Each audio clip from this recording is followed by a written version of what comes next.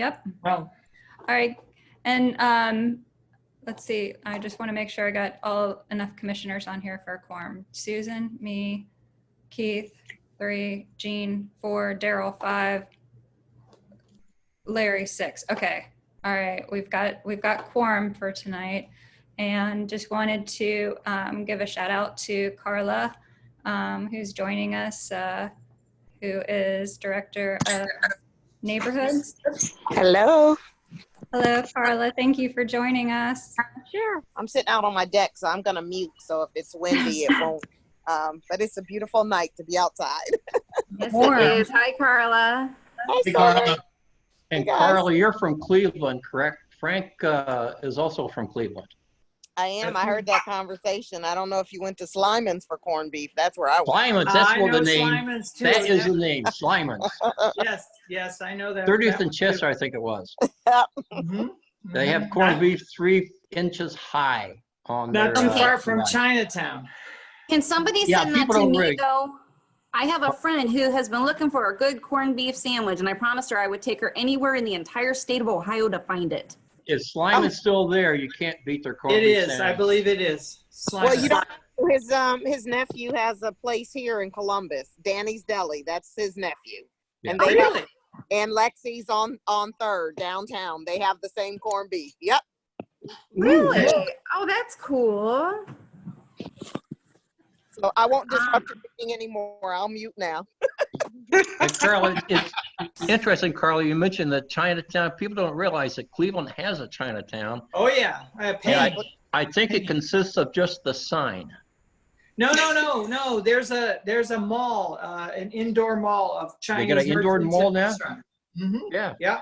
Oh, yeah. Because when I was at Cleveland, it's been a number of years, of course, they didn't even have a Chinese restaurant in Yeah. Chinatown.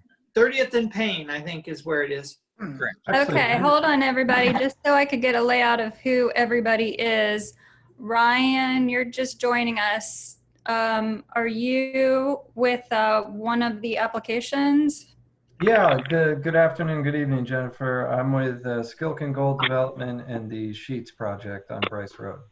Okay. So it's Frank. And Frank, are you with one of the applications? With Skilkin Gold also for the Sheets project. Okay. Starts now. And then we have a Stan. Stan JS. I think it's my, Jennifer, I think it's my brother that's just listening. Okay. I just wanted to make sure. And then Chad, you're with Greenbrier, and Carolyn, you're with Greenbrier. Yes. And then Hi, we Carolyn. have Hi, two telephone Ted. numbers that are on a 614-483-2334. Yes, my name is Monica Bridges. I am a property owner adjacent to the application that you're discussing. Okay. Are you for or against? Against. Okay. All right, against. I Okay. apologize, everyone. I have gone in, anyone who submitted a speaker slip through the website, for some reason it did not notify us, but I will work on that and figure out why that is and get it fixed. Okay, and then I also have another telephone number, 614-361-7822. Yes, this is Linda Larger and Ralph Metzger, and we're with Greenbrier. Okay, and are you for or against? Against. Okay. Okay. And then M. Brodniks. Hello. Hello, good evening. And you're with what application? I am here as just a neighborhood person. Okay. Well, welcome. Thank you. Let's see. We're going to go ahead and get the meeting started, and then we will figure out all of the speakers that are for and against the application that is in Greenbrier, 606 Indian Mound. So just to get the meeting started off, we will go ahead and say the Pledge of Allegiance. I'm gonna hold up the flag for everybody. And after we say the pledge, if everybody could mute themselves except for the commissioners, please. So I pledge allegiance to the flag of the United States of America and to the republic which stands one nation under God, with liberty and justice for all. For all. Well, thank you, everyone. Welcome to the Far East Area Commission meeting. Tonight is Tuesday, June 2nd. And ordinarily, we have our meetings over at the neighborhood, the Far East Neighborhood Pride Center. And this is our second attempt at our digital online meetings. So forgive any slight hiccups that we might have. We're a little new to this, but we are doing a pretty good job, I think. Jean, can you go through roll call for us? And as you say names, can commissioners just give out a here? Okay. Roll calls to determine which commissioners are present at the meeting. Commissioner Chamberlain. Here. Commissioner Monahan. Here, but I will be recusing myself shortly. Very well. Commissioner Johnson. Here.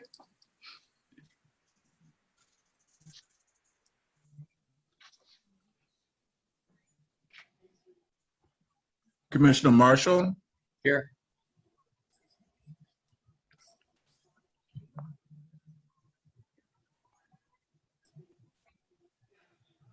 Gotcha. I got you, Larry. Yeah, and yours truly, Jean Tyree, here. Commissioner Jones Harris. She is Commissioner Holmes. an excused absence tonight, Jean. Yeah.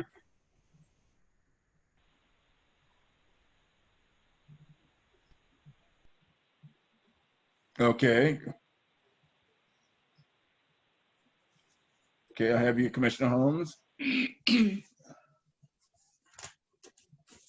And Commissioner Dudley. Here. Thank you. Okay. Please stay unmuted for right now, commissioners. And we're gonna go ahead and approve the former meeting minutes. Does anybody have any changes to make? No. Nope. No. Okay, then can I have a motion to approve the former meeting minutes? I make a motion to approve. Okay, Marshall first. I second. Okay, Dudley second.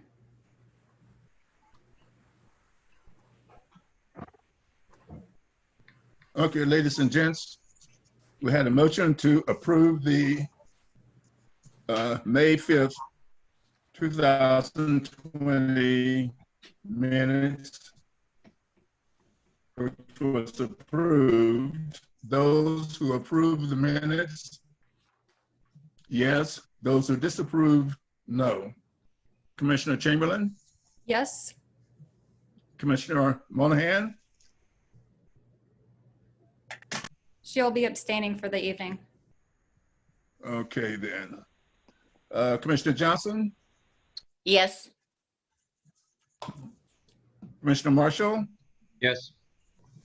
And yours truly, Commissioner Tyree, yes. Commissioner Holmes? Yes. And Commissioner Dudley? Yes. Motion approved. If I could just very quickly, I am going to, because this is all new with the technical world and everything, and I'm the one who sets up the meeting, I'm going to attempt to disconnect myself without ending the meeting. Okay, but I just wanted to make sure I don't interrupt anything. Okay, So if I just disappear, you know it worked right. Oh, okay. Jennifer, I am now assigning you as the new host, okay? Okay. Once the meeting concludes, the video will upload to the cloud. Okay, thank you. Have a good evening, everyone. Thank you, Summer. Thanks, Summer.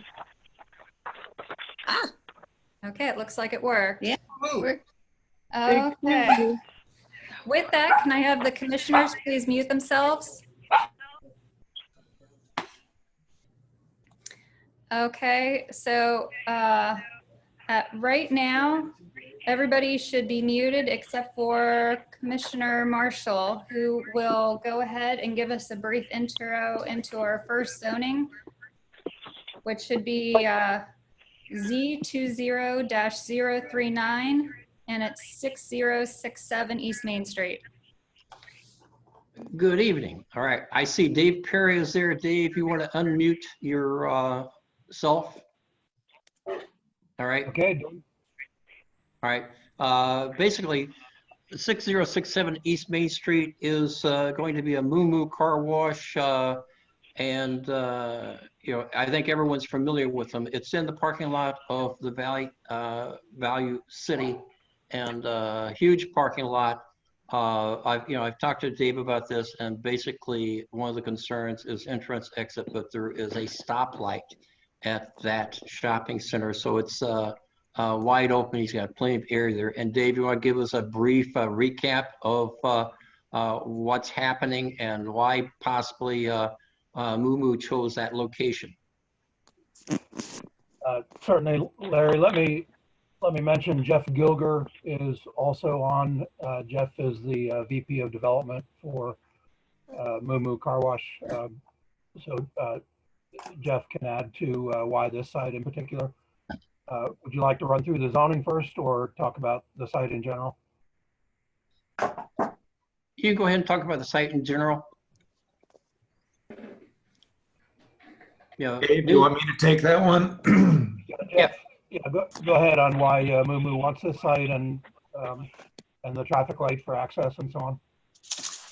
Well, we were identifying sites on the east side. I think probably most of you are aware of our site on East Broad Street, up just east of the Mount Carmel campus. And that was our first location in Columbus in Central Ohio. And it's a mature store. It does quite well. We do pretty good business there. And part of our intent on Main Street, when the some of the changes were occurring here, the new Kroger going in here, encouraged by the traffic counts on Main Street and the trade area in general. And we thought we could take a little bit of the load off the Broad Street store. And we got into discussions with Schottenstein, who has obviously this sea of asphalt that for the most part is not being used to park cars. And we've had some success creating interior outlots with other retailers in the portfolio.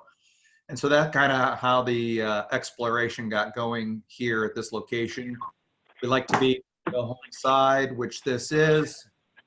And we like the fact that we have kind of a right in, right out with the aisle or ingress egress aisle to the east. And then we have obviously the controlled left back out towards 270 there at the main entrance.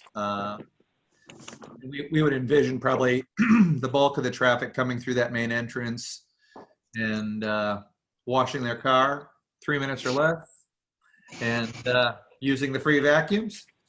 And we're looking forward to being part of the community here. All right. Dave, did you want to briefly relate, it is a CPD zoning. I can hear him. Pardon? Yeah. Dave, can you hear me? Yes, I'm getting a message that the host has disabled screen sharing.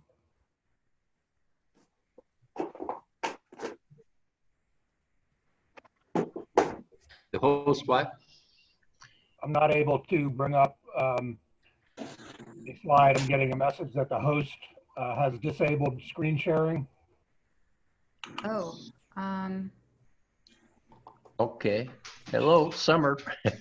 I don't know how to undo that. Well, want us to put a call through to Summer? I can do that. Excuse me. Can I ask a question? This is Monica.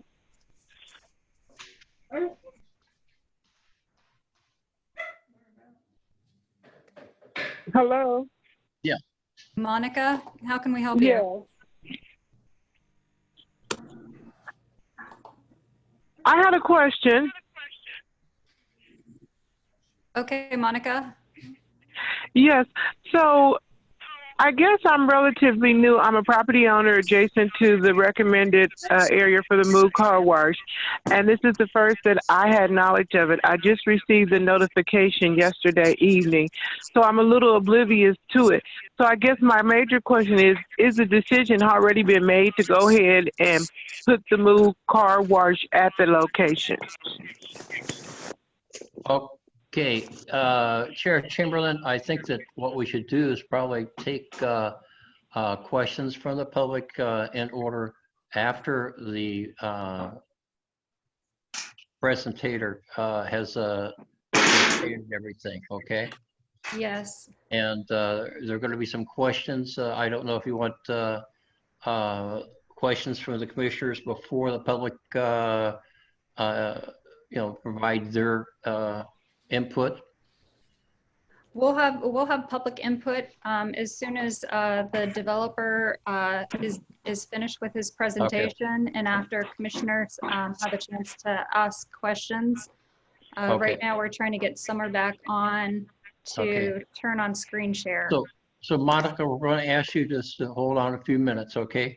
No problem. Thank you. You're welcome. And Jeff, I do have a question for you. All right. Basically, you did make a reference to this large blacktop area, which I referred to it as a desert. It's hot and everything like that. Okay. Basically, what we're trying to do, we're trying to strive in the city of Columbus to increase the forest, the wooded area, the canopy.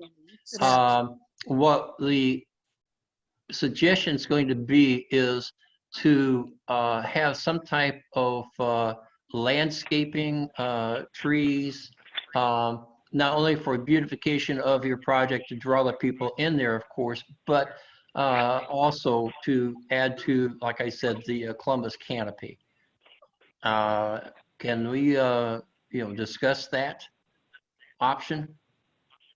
Dave, do you recall, did we submit a landscape plan as part of this application? Well, there are landscaping specifications.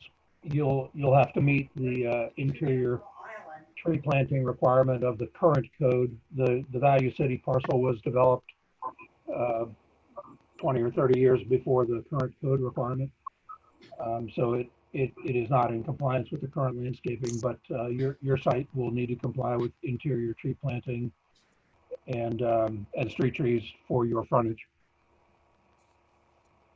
We typically like to really apply a lot of landscaping elements to our sites. We kind of believe you can't sell clean if you're not clean, and we really try to maintain a high level of landscape and landscape maintenance. We try to have flowers blooming all year. We'll plant appropriate amount of trees, and we're obviously introducing some green space and permeable surfaces that were, or non-permeable surfaces so. Okay, I just lost a lot of people. I think they're over on the side. You can scroll up and down. Okay. I believe we fixed the share screen. So when the screen is being shared, everyone will shift down. At the bottom, there will be a little arrow that you can, in order to scroll down who is currently in the meeting. Yeah, I have the aerial photography up now. Thank you for fixing that. Does everyone have a aerial photo of the site on their screen? Yeah. Yep. Yep. I just have a little thumbnail of it. I don't have the enlarged version. Try clicking on your maximize on the screen.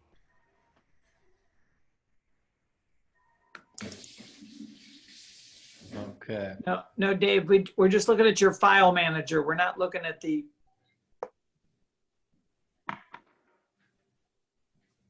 Okay, exit full screen. You got aerial photography now? No, it's just showing your individual files. It's not blowing up and filling the screen. There we go. There we go. Okay. We appreciate your patience because this is a new experience for many of us.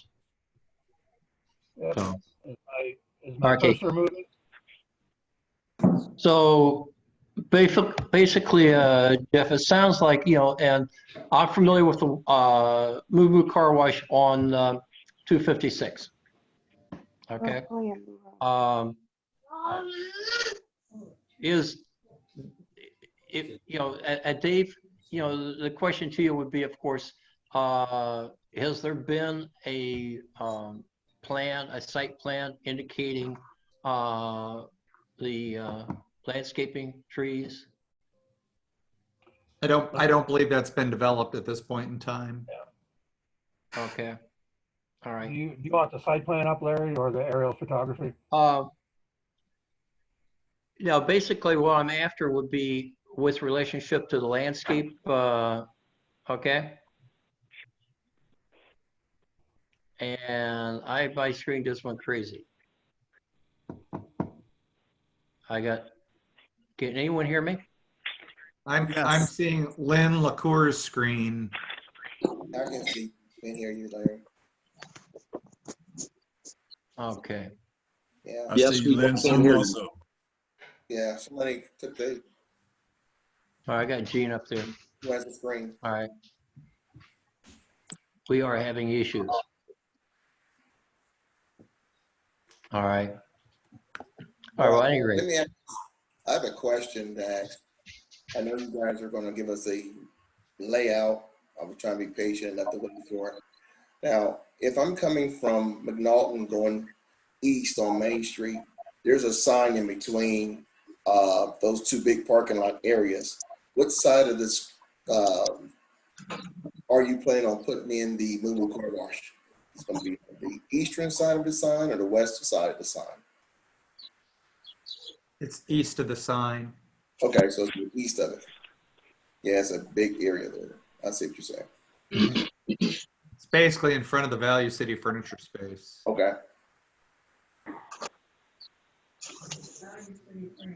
Okay. So at this point, do any other commissioners have questions? So you're maintaining this, Daryl? Are you maintaining the green station by Value City Furniture? Yes. I can try to share my screen, Dave. I got at least got the site plan up. Yeah, go ahead. I'm having trouble with this.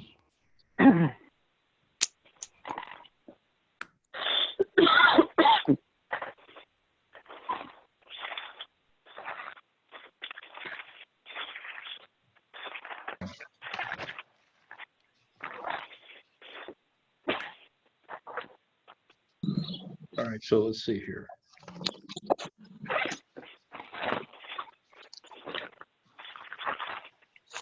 There you go. That's the good one. For people. Yeah, that's clear.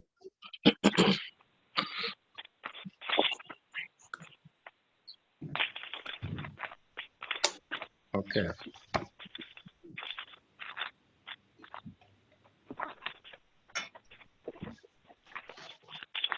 So can everybody see the site plan here? I do. Right. Where do they? Yes. Where's the entrance and the exit? The entrance is right here. The cars stack, pay stations, come through the car wash, exit, or vacuum. All right, where is Main Street in relationship to this? Main Street is at the top of the sheet. Okay. So you got Main Street right there. All right. And then over here on the right-hand side is the entrance where the stoplight is, correct? This is the stoplight intersection. That's a stoplight right there, okay, all right. Okay. Now, those areas adjacent to, it looks like you've got foliage there, you got landscaping there? That's to the east of the car wash. And Right, you have that's, also okay. a lane to come in and out. Are you using that lane? That's going to be your main entrance for the car wash, that lane there? No, that's just an existing lane that serves the shopping center.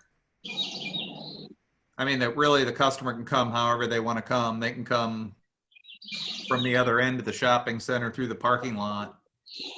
Okay, if you did landscaping, where would it be on this diagram? Well, this piece here is the only piece we control. All right, And you we control that piece. control out here to block any kind of headlight stuff. I'm sure we'll be landscaping, you know, Right. the side piece here. We'll have landscaping over here on the side of the car Right. wash. We'll have landscaping out here in the front. And landscaping here in these little beds that we frame the parking area with. So basically what it amounts to is just, this is just the area that you control. You don't control the rest of the area. But you, with your other operations, do the landscaping with the flowers and the shrubs. And I don't see where you have any area whatsoever to put trees in here.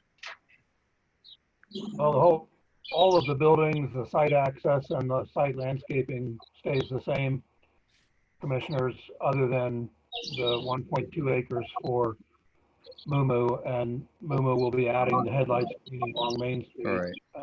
There'll be a couple street trees and then internal landscaping, but in terms of the question of the access to the east and the tree-lined entrance, Yeah, so all of basically, the landscaping on the 19-acre site, nothing is changing. so basically what you control, you're going to do the landscaping with the shrubs and the flowers, you know, et cetera, okay? But you can't be expected to do anything with relationship to Shining the Valley City parking lot. That's outside of your parameter. Correct. Yep. Okay. And as far as the entrance and exit from the car wash, what it amounts to is that they're going to come into the complex and go out of the complex, back out into the parking lot. And that parking lot over the left-hand side, of course, is going to have the stoplight going in and off of your Main Street. Individuals trying to exit from the right-hand exit, they can make the right-hand okay. But as far as making a left-hand turn, there again, that's out of your control. That is the Valley City parking lot.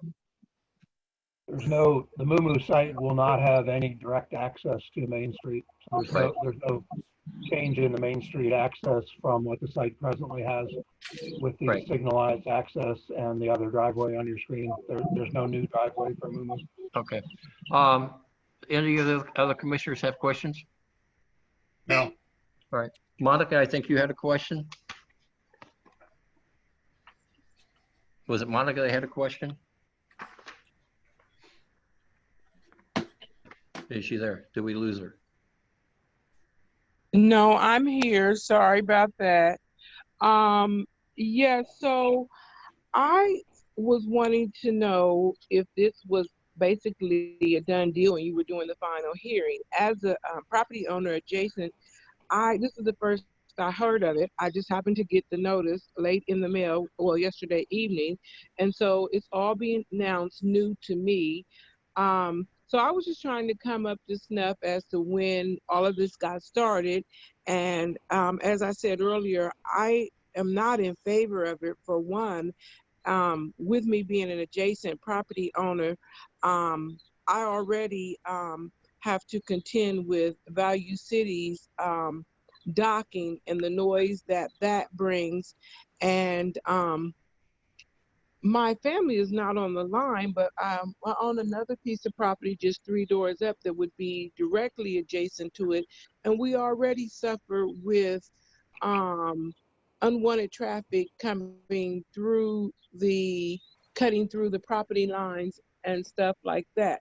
So that's my reason in getting on and wanting to know, because there seems to be a lot of development coming in the area, and it seems to be last minute notifying, or at least me getting notification of what's going on. Thank you. Monica, if I can address where we are in the process right now. The developer submits an application into the city. From there, the first opportunity of a public hearing would come before the area commission. And basically we receive applications up until 10 days before our meeting. And from there, we start sending out notifications. So they do can come right before our area commission meeting, since we accept applications so late. And this, like I mentioned before, this is the first meeting that would be a public hearing. From here, we make a recommendation, and then it goes to building zoning adjustment. They will go ahead and make a recommendation as well, whether yes or no. And then it moves on to city council for their final approval. So we are just the first initial step in this process. So it's at the very beginning right now. Monica, I have a question for you. You said that you're an adjacent property owner. I am. Correct? Yes. Okay. What property do you own that's adjacent to this? Is it residential or what? Residential, yes. All right.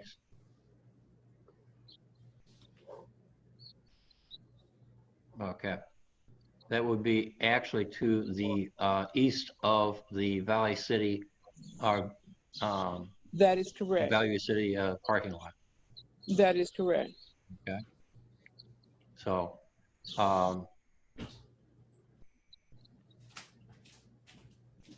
okay, because I see those residential homes on the side there. All right. Yeah.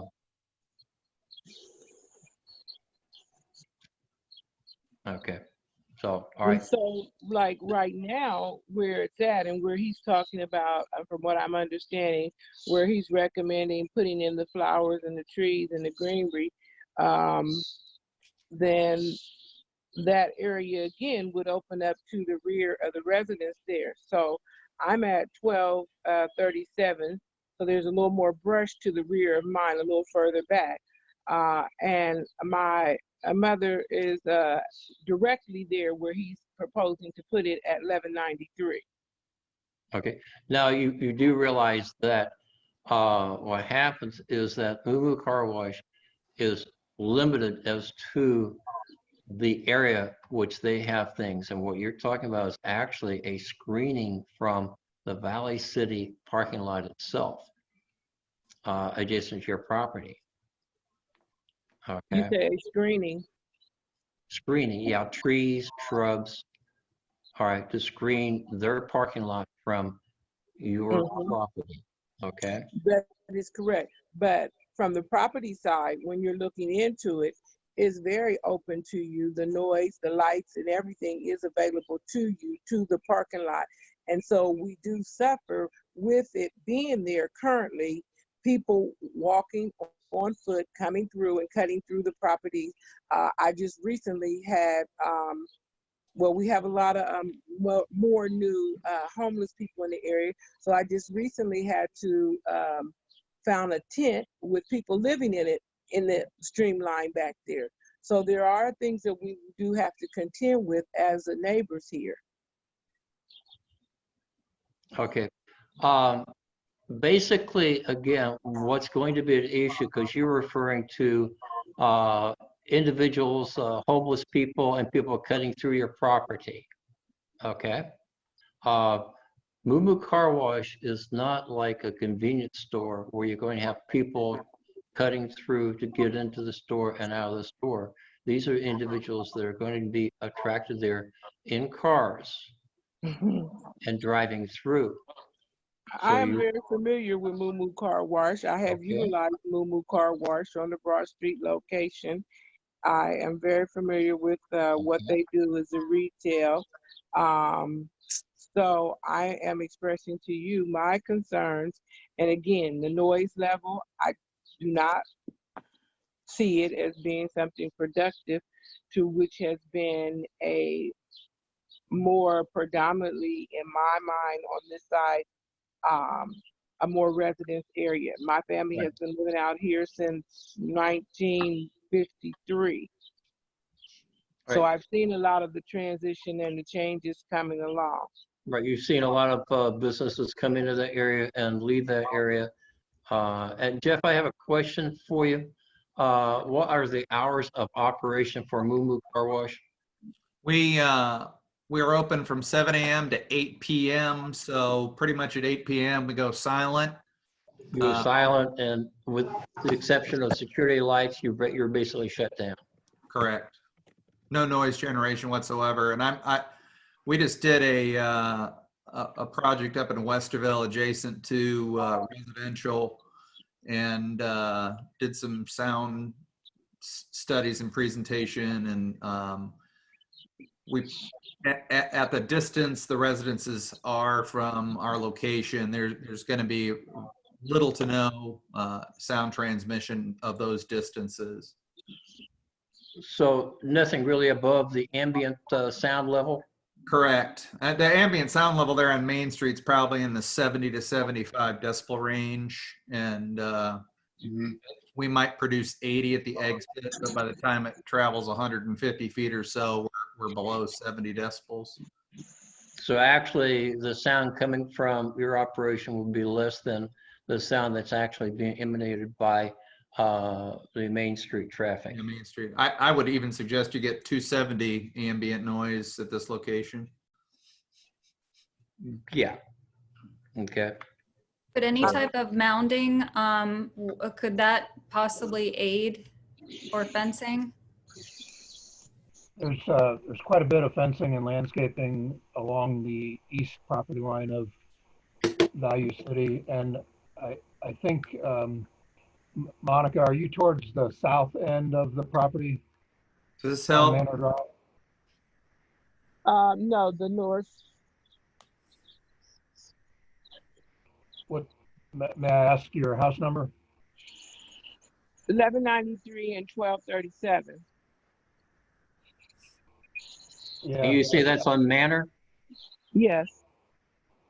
So I currently know from using your Moo Moo Car Wash that you do contend with noise levels, that you have signs posted asking your customers not to play their radios loud and things of this nature. So there is some noise concerns at your place currently.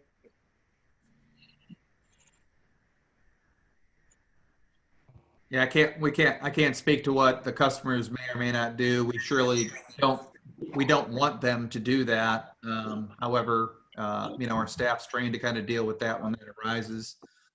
Can everybody see the aerial I pulled up? Yes, that's very good. Thank you. Because I see that Raleig's is right there, which Yes. is as well as the A-team transmission. All right. Yeah. And I contend with rallies too, right? When everyone gets done finished eating and they throw their trash over in the yard, continuous pickup all the time. They throw all their trash when they get to finish eating it, right when they get to the front of the house. Well, I appreciate that, because I picked up 100 or more garbage bags along Blessing Road of trash where people throw it out their windows. I just really, but you don't have to worry about Moo Moo Car Wash throwing, trash out the window. All right. And basically, as I'm looking here and the proximity where this is going to be, all right, right there is where it's at. Okay. And then can you, Jeff, with your cursor, take your cursor down to where we think, Monica, let us know when he gets to your house. I don't know if she can see what we're doing. Okay. Because you're on, how many houses down for, on Manor Drive are you, Monica? Monica, can you hear me? I can type in her address again. Larry, 1237 is south of the south property line of Schottenstein. And then 1193. Miss Lake is on the line. That's my mother there. There's 1237 down there. The 1237 is down there below the Valley City property line, okay? It's right at the Value City property line. I can Okay. look right through my property line and look right into Value City's. Into Valley City, okay? Into their dock, yes, into their dock and Right. into the parking lot. And the light shines right over here, right to my yard here. All right. So you're over 500 feet away from the site. Okay.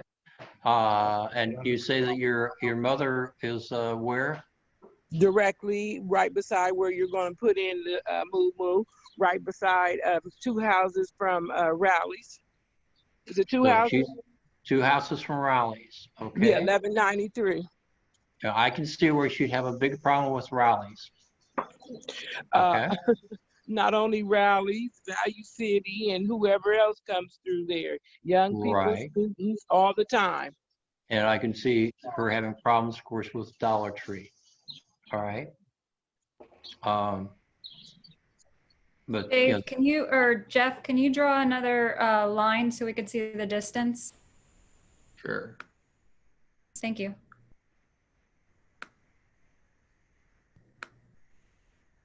So 500 it's 500 feet. feet. Right. It came out a while ago. It was 500 feet. It's 493 there, but it's 500 feet from the site. Okay. So you're 500 going to be feet. closer to the front end of the main street. You're going to be to the closer front end, right beside Rowley's. Yeah, we're actually pushing up north towards Main Street out of the main edge of the parking field. We're moving Right. closer to Main Street. Mm-hmm. Yeah, I don't know. It's very congested on Main Street now. People park, they cut through Manor, they drive fast. They've closed down our street on the other side as a one-way. And so the street is very congested now. On my section, I don't have speed bumps, but I would probably be wanting to move towards speed bumps if it did, because the children can't play. People are zooming through here at all times an hour. We don't have the same, rest with the traffic already currently. You can't get out at Main Street during, rush hour traffic. You have to wait. A lot of times we have to back out and go back through the Idlewild the other way. Again, creating havoc at Mound Street and Taylor in the neighborhood, and congesting going back out through Livingston Avenue. And I just see it creating more of a nuisance than a ambiance for us here. Monica, we really sympathize with your situation. And normally for individuals to speak, we allow them a maximum of 3 minutes, but we've taken extra time because we know it's sensitive to you. But I at this appreciate point, that. unfortunately, we are going to need to move on. I appreciate that, but I called also to let you hear what I had to say. And We you also appreciate took a that. lot of We want you to know that time. we are listening. Okay? Mm-hmm. Okay? So, all right. Do any of any the other other commissioners have questions? No. All right, so now we go on to taking a vote. Because there are no other questions, no other I statements have- for individuals. Yes, can I have a motion? I'll make a motion, Commissioner Gene Tyree here. I'll make a motion that Z20-039 at 6067 East Main Street. Did I hear a second? I second it. Seconded. Johnson, second. Yes. Okay, we had a motion by Commissioner Tyree that Z20-039 be approved, which was second. Now we have a roll call vote. Those who approve will be a yes vote. Those who disapprove will be a no. Commissioner Chamberlain? Hold on, one moment, please. I had a comment from a commissioner who was trying to, or not from a commissioner, from a viewer who was trying to be heard but can't connect with audio. Georgetta Lake. Okay. Can we give 2 minutes to Georgetta, please, so that she's heard? Yes. Thank you. Can you unmute yourself, Georgetta?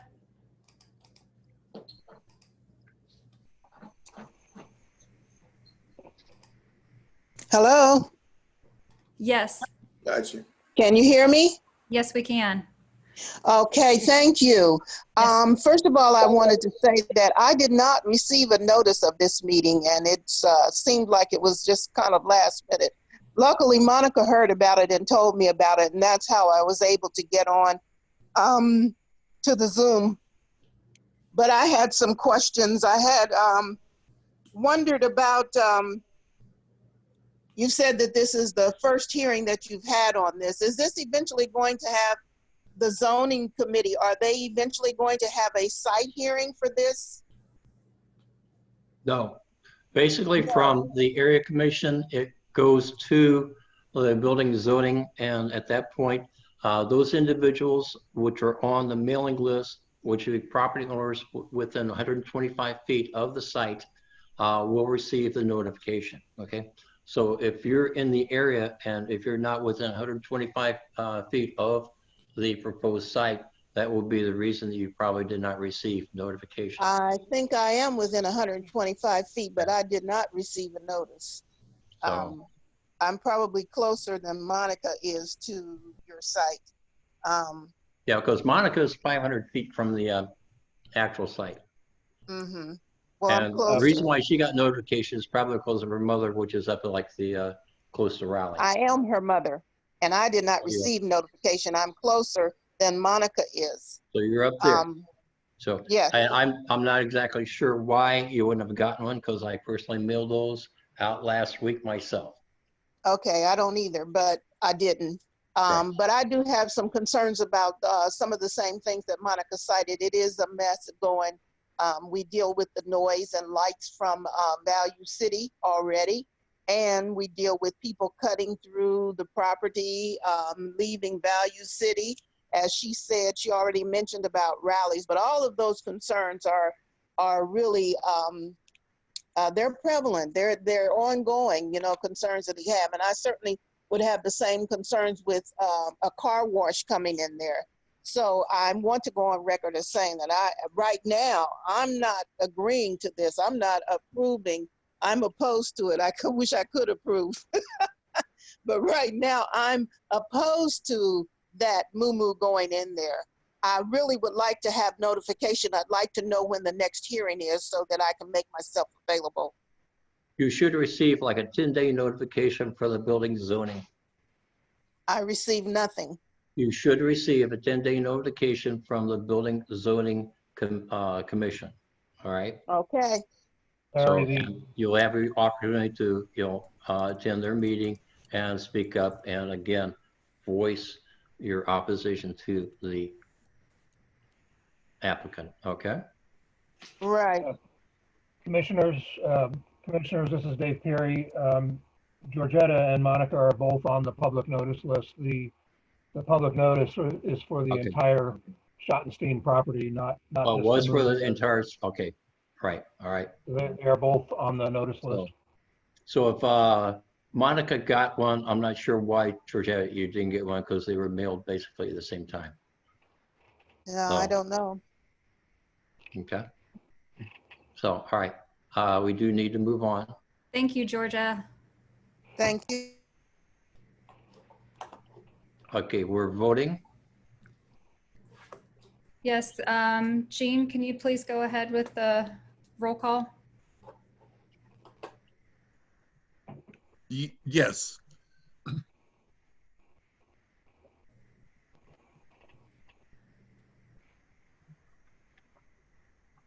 Are we ready to repeat the vote? Yep.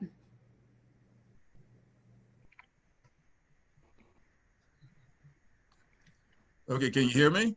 Yes, we can. Okay then. Commissioner Jean Tyree, in regards to Z20-039, I'll make a motion that the zoning be approved. We already have a motion and a second.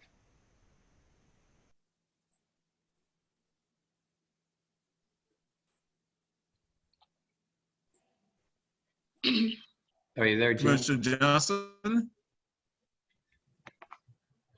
Is that me? Yes. Are you going to repeat the second? Oh, yes. Thank you. Okay. We had a motion for the Z20-039 be approved with the second. We will now go through roll call vote. Those who approve, yes. Those who disapprove, no. Commissioner Chamberlain? Yes. Commissioner Bornhan, she is excused. Commissioner Johnson? Yes. Commissioner Marshall? Yes. And yours truly, Commissioner Tyree, yes. And Commissioner Harris, she's excused. Commissioner Holmes? Yes. And Commissioner Dodley? Yes. Motion approved. All right, now we'll move. Thank you very much, Mr. Gilger and David. Okay. So now what we're going to do, we're going to move on to the next, which is 2700 Brice Rd. All right, and basically on here we have look for my Frank Petruzzello. I pronounced it right the first time. Okay. And Ryan Hirschrock. Boy, I butchered your name.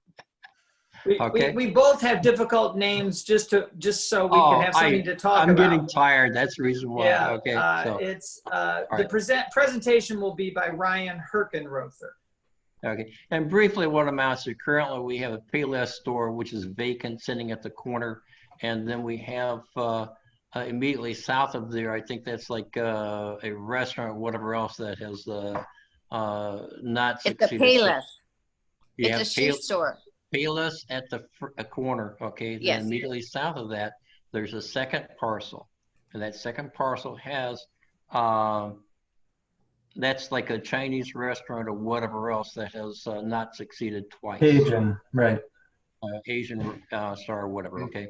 So those two buildings there, which are basically vacant, are going to be replaced by a sheets operation. And gentlemen, I'll let you go ahead and explain. I don't know if you have any pictures of current sheets locations that visual aids. There you go. Okay. We do. Thank you, Larry. Good evening, everyone. I'm Ryan Herkenrother with Skilk & Gold Development. With me tonight, I have colleagues Frank Petruzzello, President of Development for Skilk & Gold. Josh Long from Prime AE is our civil engineer on the project. We have two representatives from Sheets, Mike Casal and Aaron Hensley, who are here tonight from Sheets themselves and can answer specific questions about the company. But for those of you that may not know, Sheets is a 68-year-old privately held family-owned company based in Pennsylvania that has recently targeted Central Ohio as their next desired market.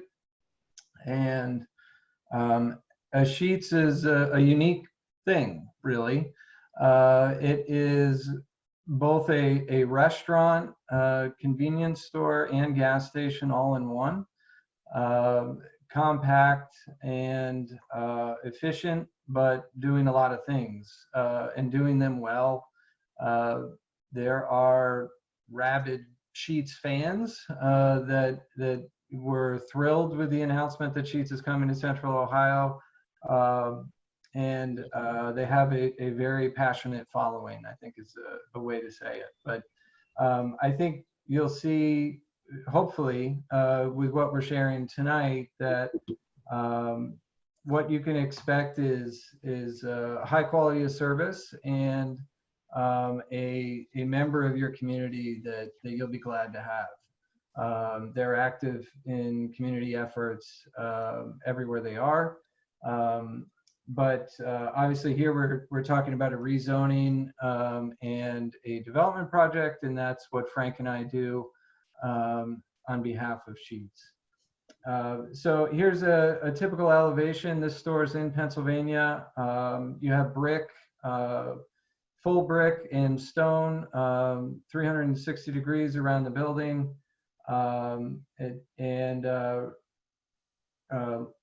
several windows, you know, punctuating, bringing in light. You can see from this, my first photo, I think, yeah. You know, those are just actual windows, letting natural light in.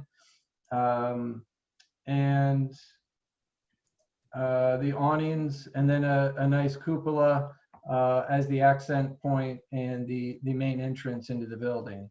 Cupola is about 25 feet high. All rooftop mechanicals are fully screened. You don't see any of those. And then you've got a parapet wall hiding some of the rest of the rooftop equipment. You do see some exterior sales merchandising of ice, wood, seasonal items that are on the exterior of the building. You can see a propane sales tank over here.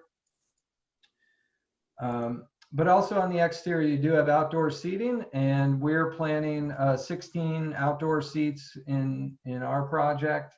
I think this may be a little bit more, but you can see the 2-seaters up against the building, and then the 4 tops with the umbrella on the exterior. We will have something similar to this on our project.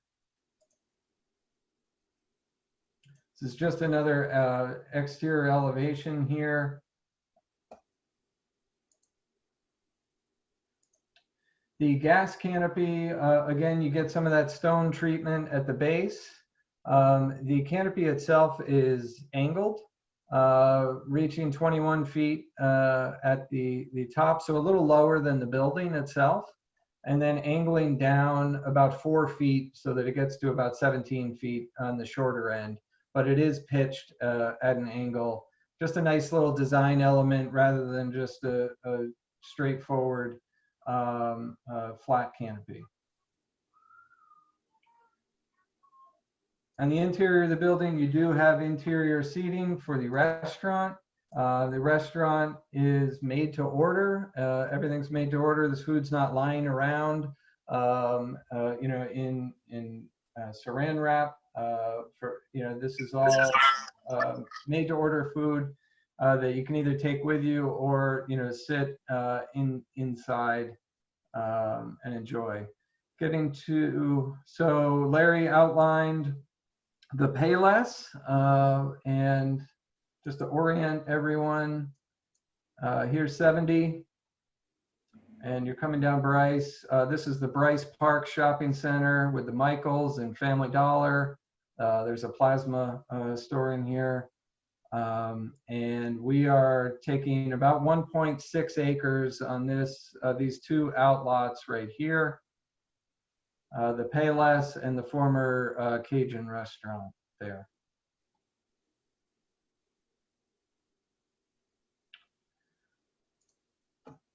And so the site plan shows 8 pumps. I'm sorry, this is the landscape plan.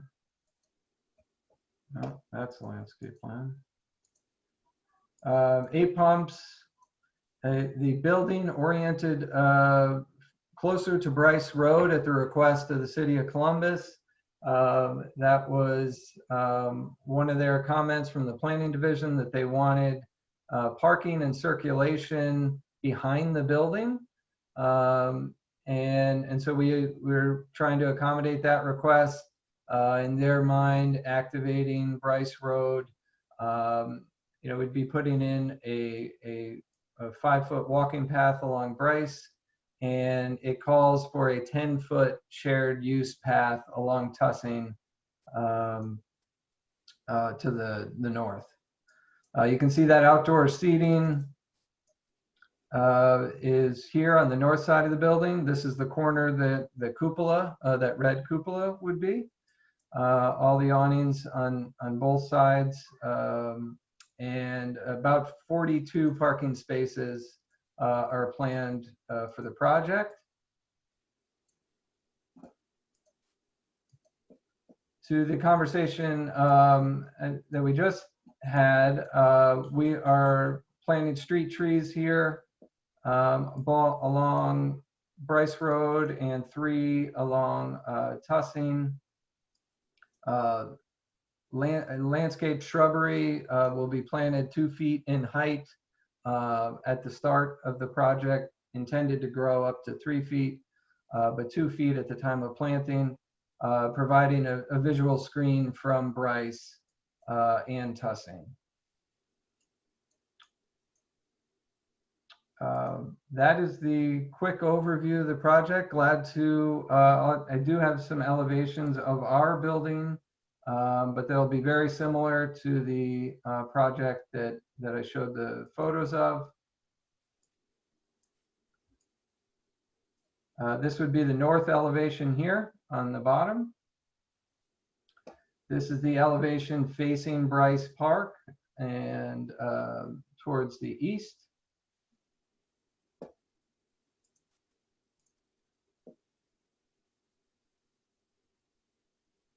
This is the elevation that you would see on Brice Road. And here is the southern view from that would be seen through this access drive here, which is already existing here today. So I appreciate your time tonight, commissioners. Any questions you have, we're happy, the team is happy to answer. I have one. Where are the gas pumps? Are they where the payless is going to be torn down? That's right. They would be towards the north. So if you can picture this rectangle here as our site, and the pumps here are, this is Tussing here. Here's that rectangle, that same rectangle. Okay.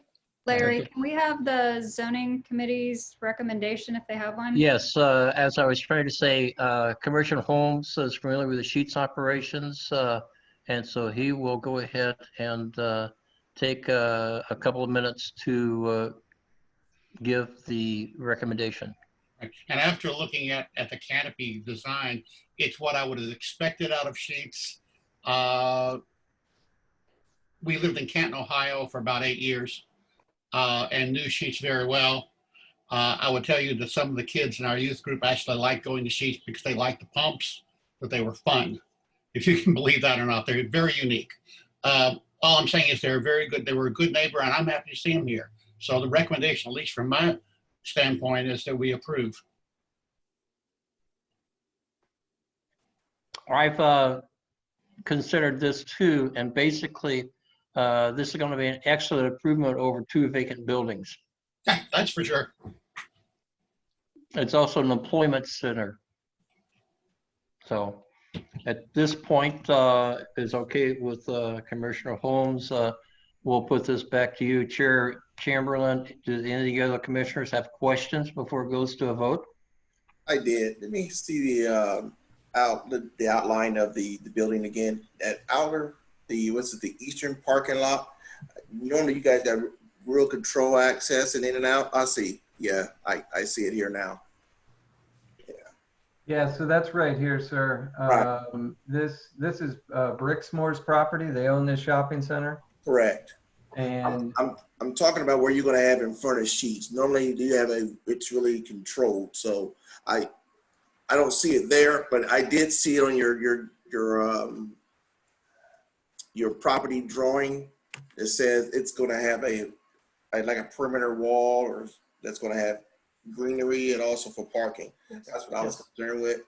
I'm very familiar with Sheets too. I've been on the East Coast throughout most of my military career, and all, wherever you guys are, I'll find you. So I like it. Yeah, this island right here would be planted. You can see the trees. These are representative of the trees that will be planted. This is another small planted island here as well to try to control the traffic in and out of that access drive. Yeah, you guys did a real good job at that. So I like that idea. Thank you. Any other questions from the commissioners? I'd like to say I think this is a really great project for the site. And if you ever consider a second location, we have an excellent place for you at Kennedy and Wagner on the further east side. Absolutely right, we do. We'd be happy to have you there. But, We'll write that down. That's great. yes, Kennedy and Wagner. If there's any other questions, commissioners? If not, I would ask for a motion. I make a motion, take it to vote. I second it. Okay, so Marshall first.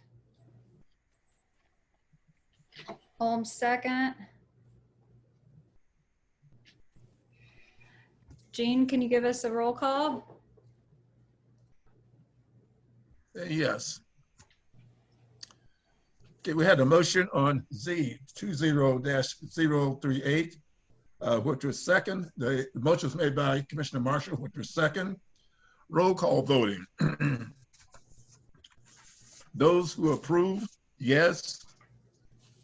Those who disapprove, no. Commissioner Chamberlain? Yes. Commissioner Johnson? Yes. Commissioner Marshall? Yes.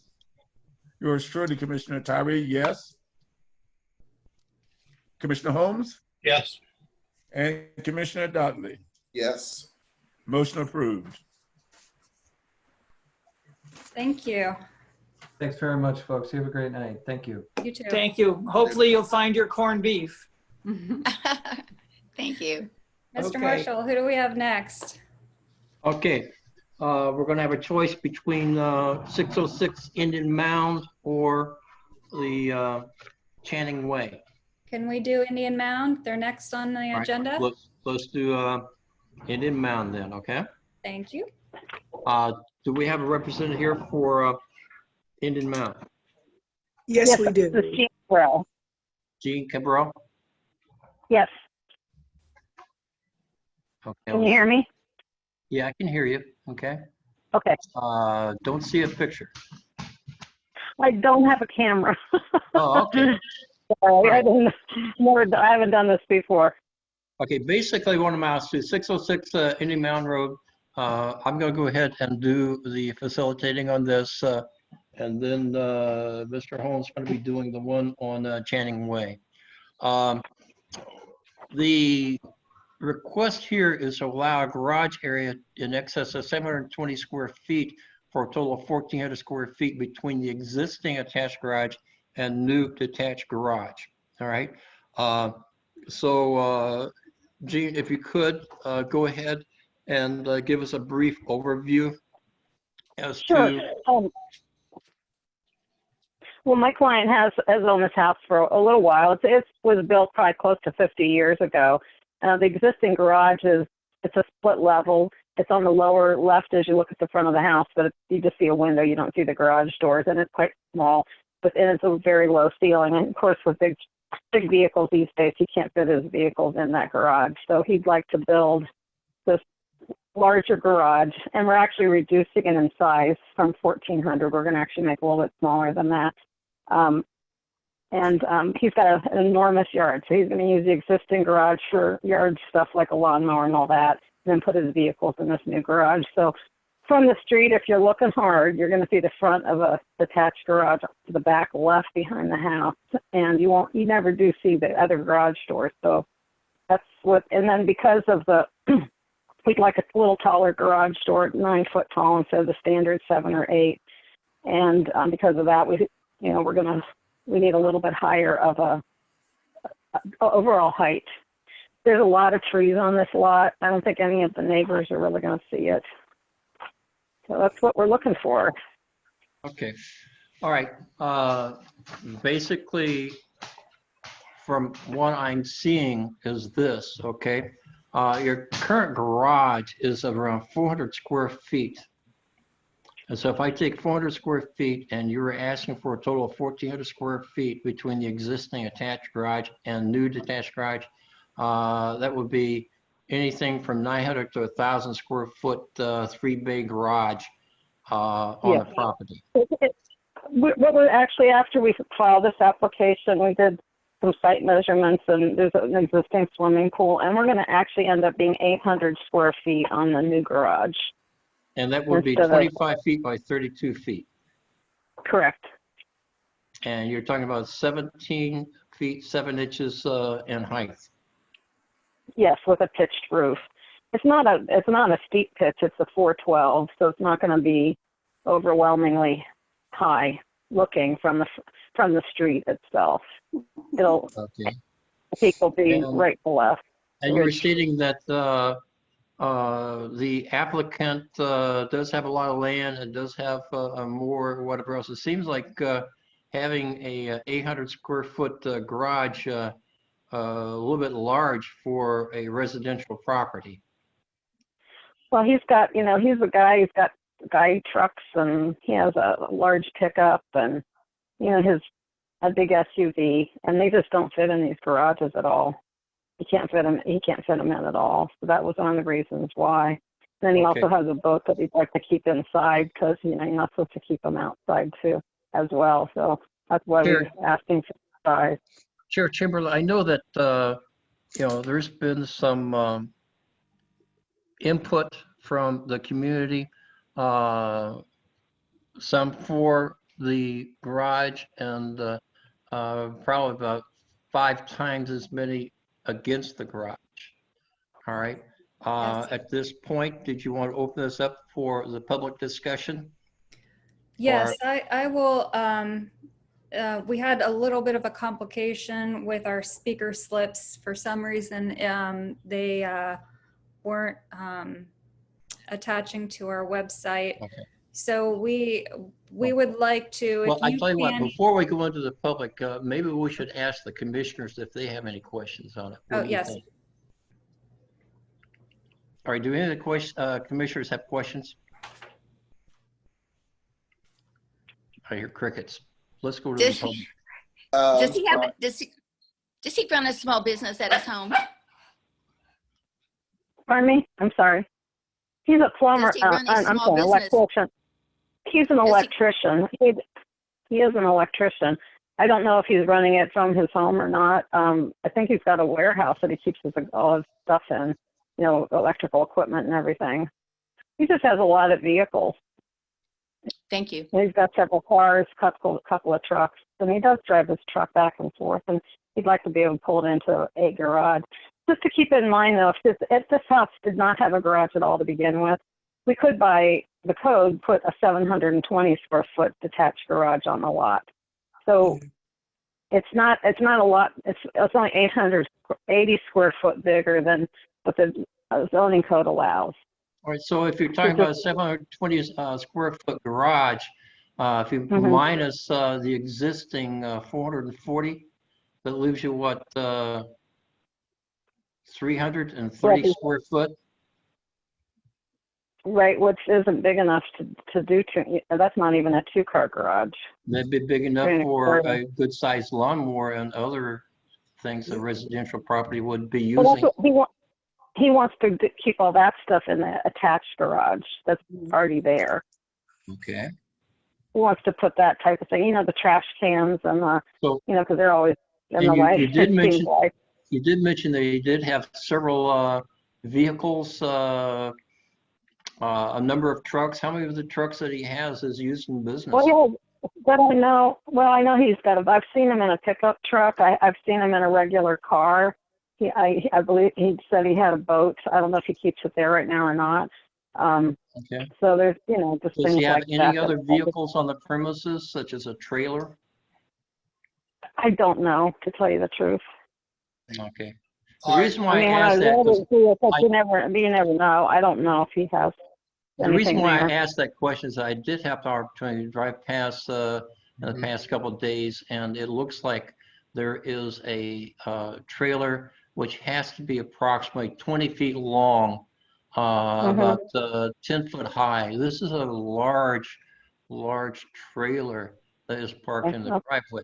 Now, I did see Okay. in other areas, a couple of the residences do have recreational vehicles. And I don't know exactly what the city code is for this area, but I think there might be something against having RVs parked in driveways, as well as having trailers parked in driveways like this.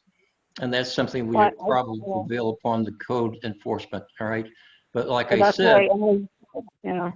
but like I said, if you're talking about 720 square feet being the allowable in code, and he has 440, now at that point, it's 300 and some square feet on a garage, that would be one thing. But you're asking for 800 square feet, and that garage is going to have a double bay and then a single bay.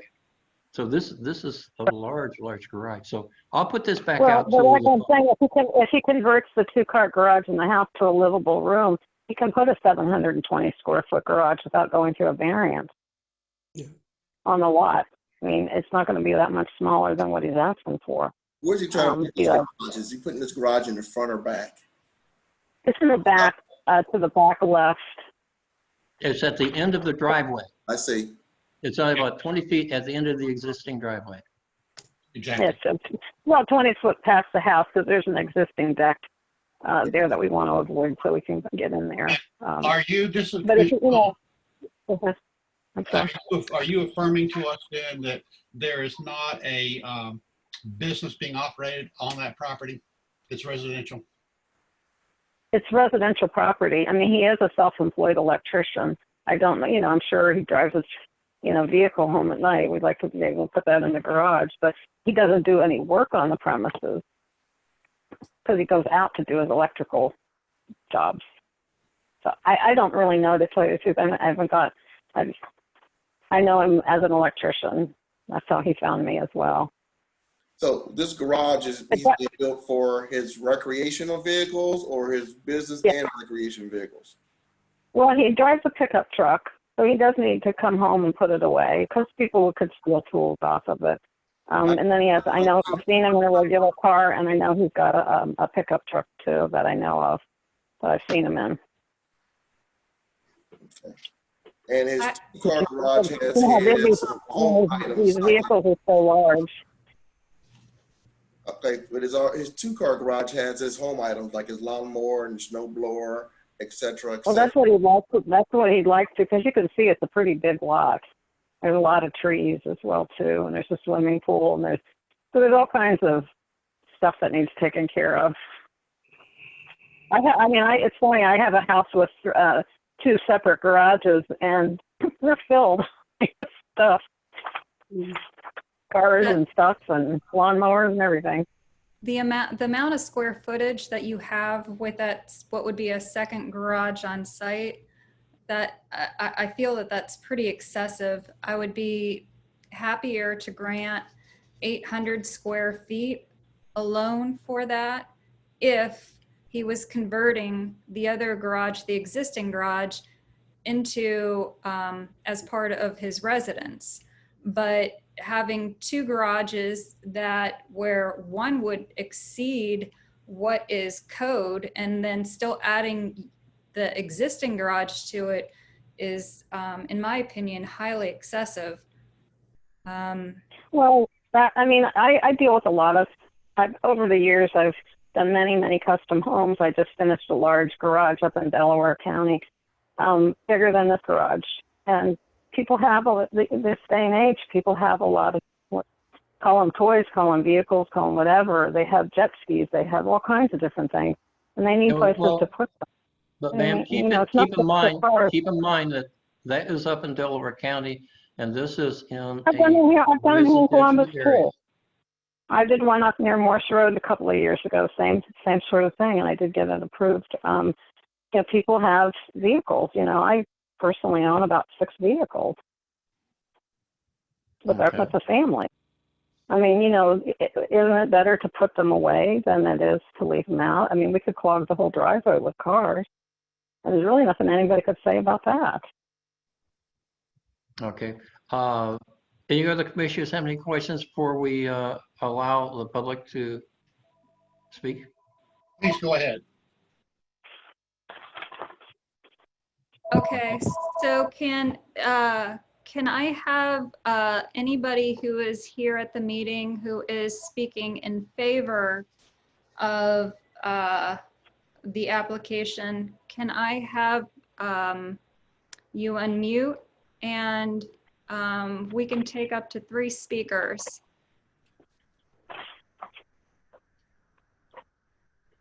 Is there anyone at the meeting? No worries, just give me a call whenever you get a minute. I was gonna, maybe we can meet up. I forget. Sir, can you speak up, please? I am not, I was one of the people who originally signed up for it. My name is Dan Rath, and I am at 575 Indian Mound Road. Okay. I was I think, the second speaker. I am against it. If that's okay that I, gotcha. I'm sorry, sir, we're asking for the speakers that are for it, for the application first. I'm sorry. That's okay.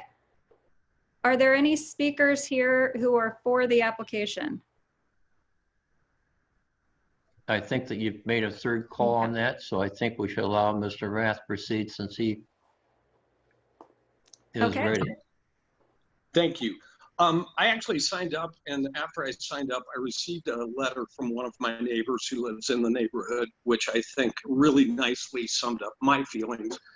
And here's her letter. And this is from Mary Palmer, who is the president of the No Bixby Scenic Byway Commission.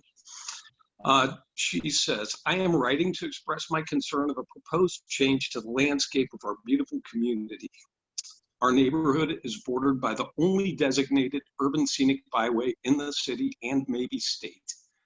To obtain an urban scenic byway designation, members from households, churches, apartments, condominiums, and businesses within the boundaries of East Broad, East Main, I-270, and No Bixby Roads formed a committee with a charge to seek an urban scenic byway designation that recognized special qualities within our community.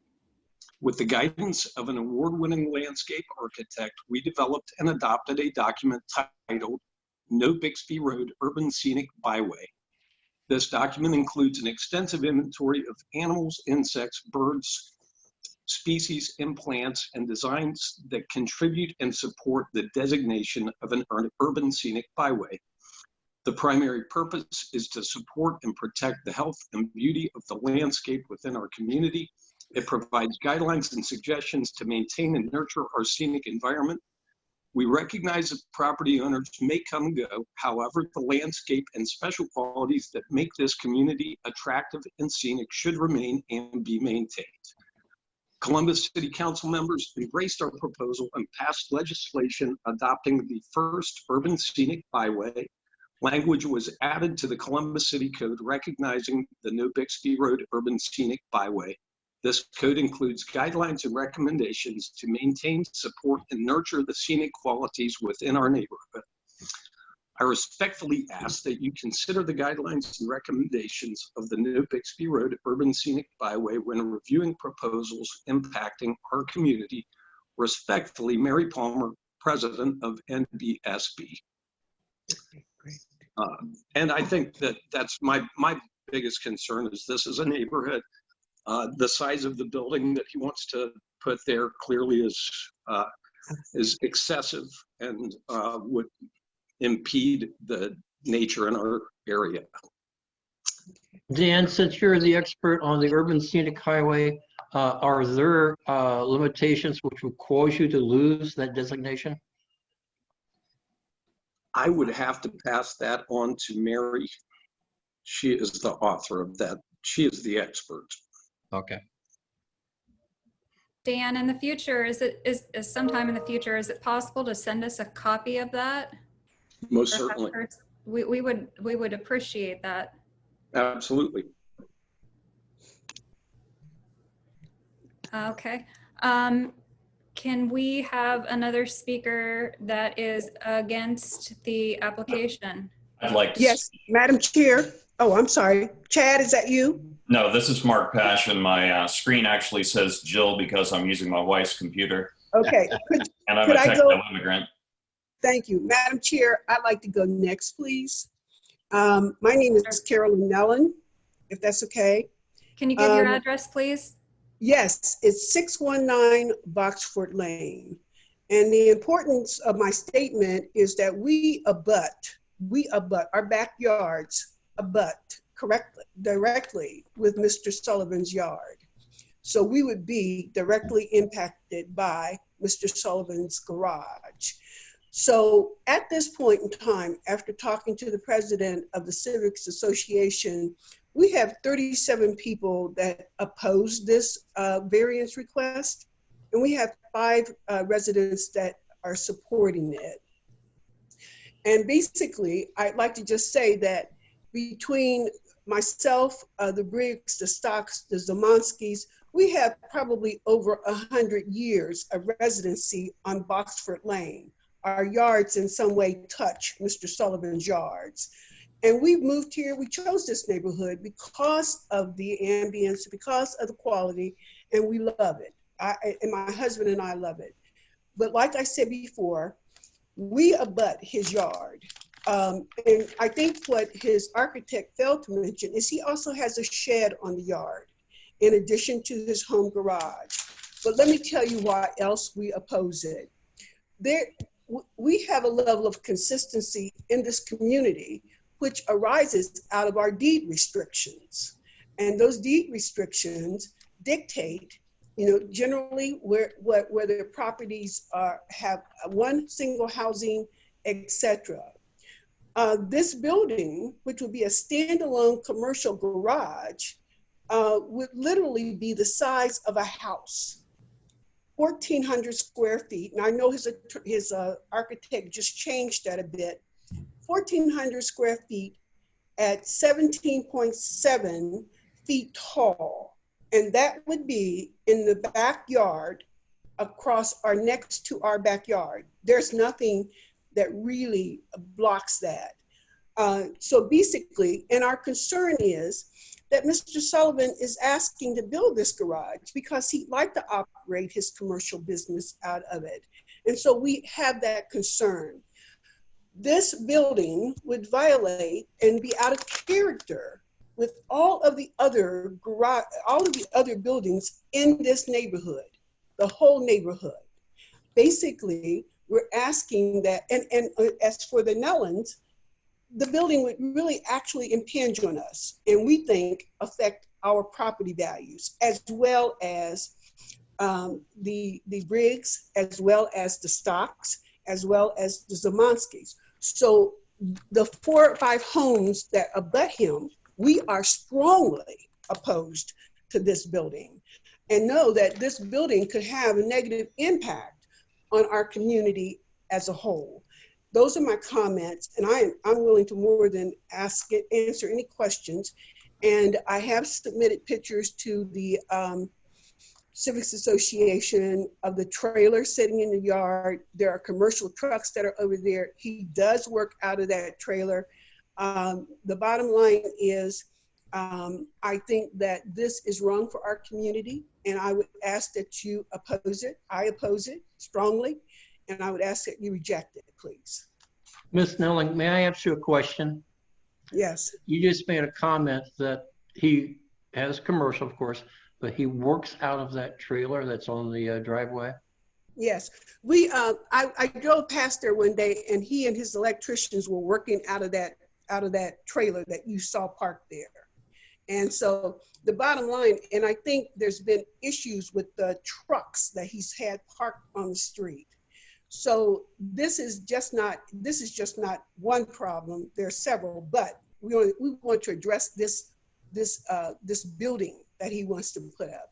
And we think that it's totally wrong and out of character for this committee. Okay. for this Okay. community. I'm sorry. For this We community. appreciate your comment. We need to move on to the next person, right, Chair? That's fine. Yes. Hi, Thank could you, Carolyn. could I speak next? Thank you. My name is Mark Passion.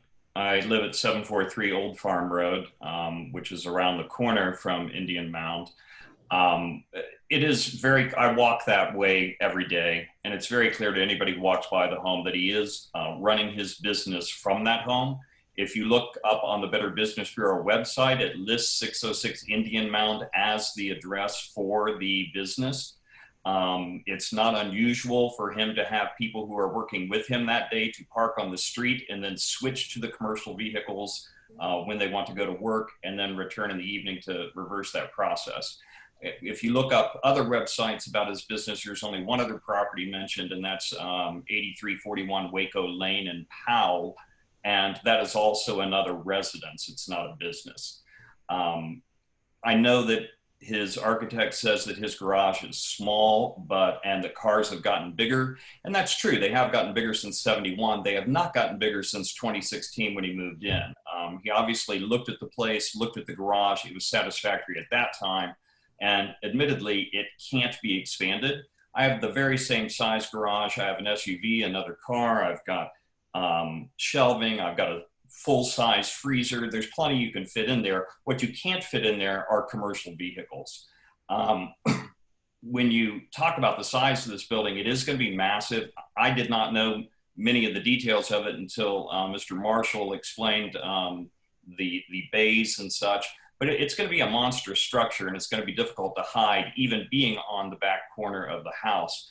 The request says nothing about what it will look like. Is it going to be made to match the exterior of the house? Is it going to stand out as out of some other kind of material? We don't know any of that information, but it also says that he's going to retain his other garage for his lawn equipment, which I kind of get a chuckle out of because he uses a lawn service. I see this weekly that somebody pulls up and cuts his grass. He does not have an oversized lot for this neighborhood. He's got 0.73 acres. Everyone here has a half acre to a full acre sized lot, and we get along just fine with the riding lawnmower that we keep in our shed, along with a weed whacker and a blower. So what he's asking for, what this boils down to, she says it won't cause undue hardship to the neighbor's views or the neighborhood. The neighbor immediately next to him on the side with the garage has a bay window that will be staring into an 800 square foot building that is 17.5 feet high. I don't see how that's not interfering with their view. But most importantly, and like the previous neighbor said, it infringes on the character of this neighborhood because this whole thing is a thinly veiled attempt to provide commercial sized outbuildings for his commercial vehicles so that he can continue to operate his business from the neighborhood. And I agree with his architect, there needs to be a better place to put his trucks and his trailer and his other equipment. And that's why he should probably consider renting storage space or buying property in a commercial zone or relocating to a township or other area that allows mixed use. This residential neighborhood does not allow mixed use, and it's clearly what's going on. Okay, Chair, I think because of time-wise, our speakers so far, we have none in favor of, but the speakers that we've heard have been so eloquent in presenting objections to this application. I would make a suggestion that we take what they are saying and move on to doing a vote on the application. Okay. Madam Chair, before we move on, could I get the presenter, Jeans, could I get her to spell her last name for me, please? C-A-B-R-A-L. Thank you very much. First name is Jean, J-E-A-N-N-E.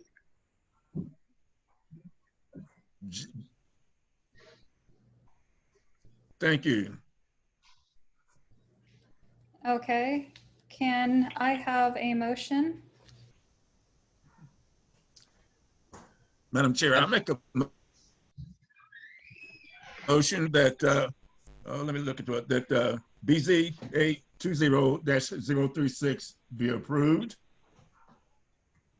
Tyree first. Can I have a second? I second. Marshall second. Can I have roll call? Thank you. Okay, had a motion by Commissioner Tyree that BZA 20-036 be approved. It was second. Roll call voting. Yes vote for approve. No vote for disapprove. Commissioner Chamberlain? I am voting no. Commissioner Johnson? No. Commissioner Marshall? No. Yours truly, Commissioner Tyree, no. Commissioner Holmes? Oh. And Commissioner Dodley? No. Motion disapproved.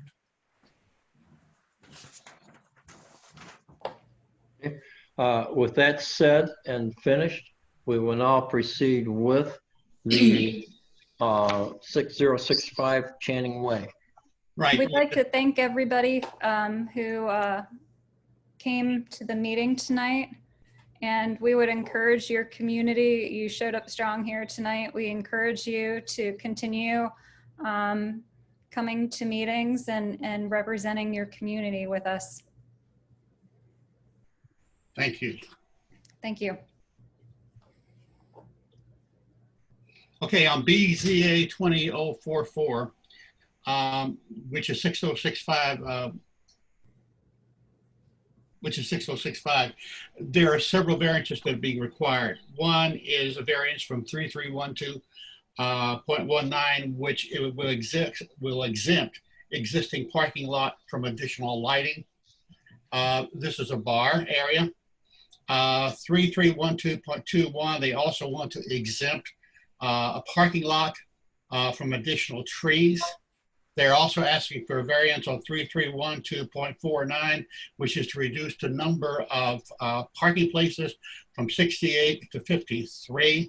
And also another variance, which is 3372.062, which is to allow the dumpster to go to the side of the building instead of behind the building.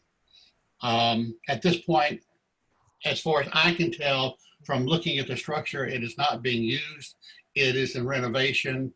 There's signage that says that, you know, they are coming, that it's going to be open, but it isn't yet. Is there anyone here who is speaking for this? Before my architect, before Gene speaks to it, I would like to introduce myself. My name is Dwayne Robinson. I am one of the owners of the location now. We have our liquor permits. We have all of our health permits. So we're ready to open up. We're scheduled to open up on June 15th. At that time, the reason why we did delayed is just because of the COVID, and we just wanted to see how all of that was going to shake out and see if the sickness rates went up after they opened up their other restaurants. So that's the only reason we're not open. So we're done with our construction and all of that is finished. One thing I did want to say is I know that this location had a lot of trouble in the past as a strip club. And I want to just confirm to you guys that that is not going to be the use of this location. Me and my partner I'm 50, my partner is 45, and we will definitely not cater to a younger crowd. And in fact, our average age of people that come to our lounge, because we moved from Hamilton Road. So our average age is probably 45. On Monday nights, our average age is probably 65. So I just wanted to let you know who we are. I'm a businessman and my partner's a businessman. I work at PNC Bank and my partner, he's an executive at Key Bank. And so we definitely are not going to come over here with any foolishness. We're going to be good neighbors, and I promise you.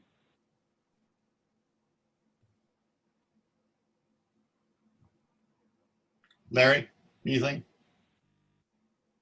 There are never things. My architect is on the phone, so she's going to present the site plan. Oh, she's going to present the site plan. Okay. We want to hear from Okay. her. Hi, this is June. Yeah. Hi. This is an existing bar. It's been in this configuration for well over 10 years. Mr. Robinson just purchased this property just recently, and unbeknownst to him, there was a patio that had been added quite a long time ago, took away about 7 parking places. And because of that, that was the drop. You have to have more parking places for a patio, but then it took some away. That's why it's upside down on parking right now. There is just so you know, I've been going back and forth with the zoning staff. We're only down to 2 variances. One is the parking place, number of parking places, and the other one is the additional trees on the interior of the lot. So that was so that there are some trees that are off, just outside the parking lot. There's a couple of large trees. There's also a couple of bushes. So it does have some landscaping, but they determined we did not need the variance for dumpster enclosure or the lighting. So it's just those 2 items. And basically what they'd like to do is just grandfather what they have for right now. There is parking along Channingway. There's parking along Saranac to the west of this that you can park on the street.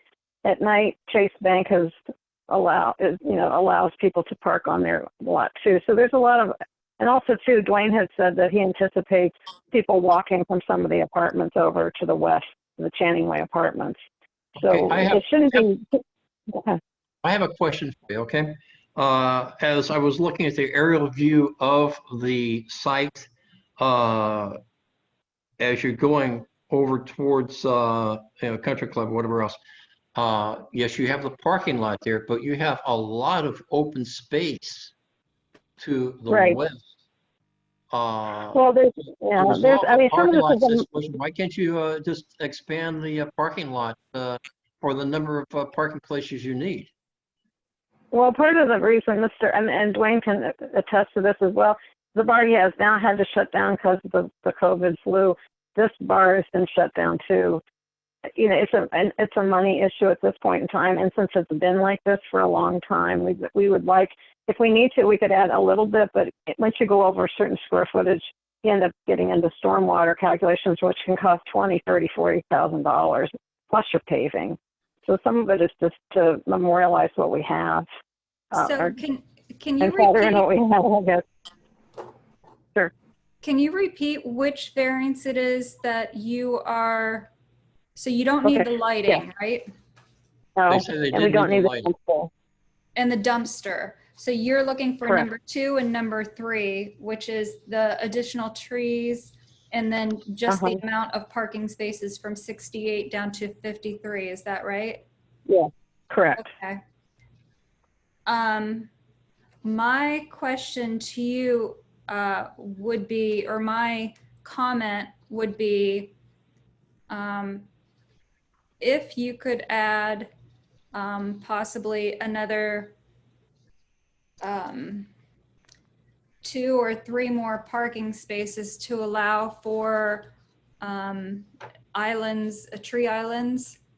The one thing I do not want to bend on is additional trees. Our tree canopy is extremely low in the city of Columbus, and I recognize the issues that COVID-19 have caused on businesses, and I would be willing, since you've had 53 parking spaces at that location for a long time, to allow you to keep the 53 parking spaces as it is. But I would really like to see the variance, not to have a variance for the trees. Matt, a quick question. Since we do have that big property back there, I don't believe if we add trees that to the property itself, that it would cause any runoff water issues. So what if we added a bunch of trees, maybe, I don't know how many, Gene can calculate them, but along that back road, you know what I mean? We can maybe put 3 or 4 or 5 trees back there. Could we do that outside of the perimeter of the paving? Like you'd pull a car in and there'd be a tree in front of you. Not every space, but maybe every 3 spaces.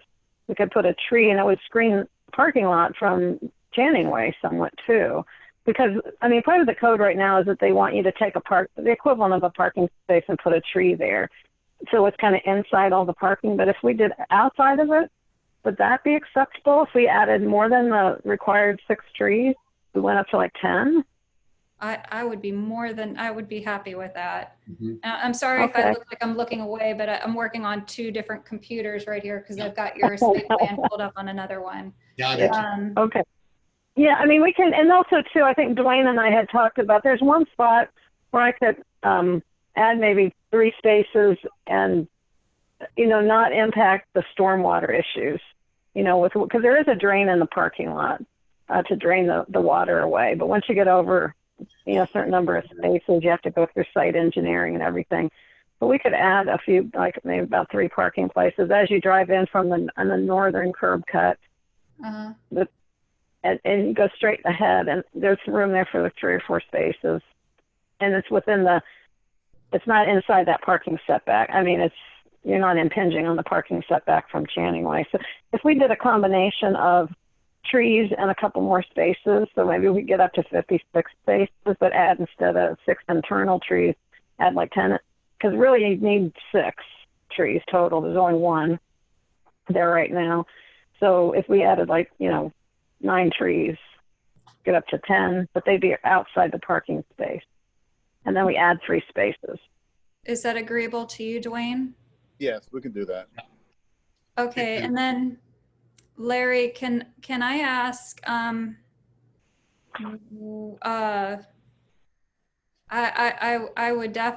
would love to take you at your word that this is going to be an up and up facility. Oh yeah, it will definitely be that, because like I told you before, I work at PNC and my partner works at Key Bank, and we cannot afford any foolishness to interrupt our daytime careers. You know what I mean? So it will be up and up. I promise you that. Then is it possible then to take down the sign that talks about a men's club? About a what? Men's club. It says men's club on the building. Oh no, we took that down already. Okay. Yeah, on the front of it right now, it just says DNS Lounge, and then it has slides. Okay. Yeah, that was the first thing we took down because my mom, my family, we would not approve. My daughter is not approved. Okay. Any other commissioners have any questions? Just 2. Could I have the lady presenter? Could I have her full name, please? It's Jeanne, Jeanne Cabral, CAB as in boy, RAL. Okay, same thing. Yeah, okay, the same lady. No, that's okay. No. Okay, final question. If I understand, are we going to have the variances? Are they going to apply to the trees and the parking? We're going to add 3 parking places and 9 trees. 9 trees and 3 parking. Yeah. And is that under the same variance number? Yes, because we can change it with, I can change it with the people down at the city. What we talked about tonight. We'll change the front page of the application, and we'll change the statement. Okay, so that I can be correct on my records for the variance of the parking and the trees. That's going to come under BZA 20-044.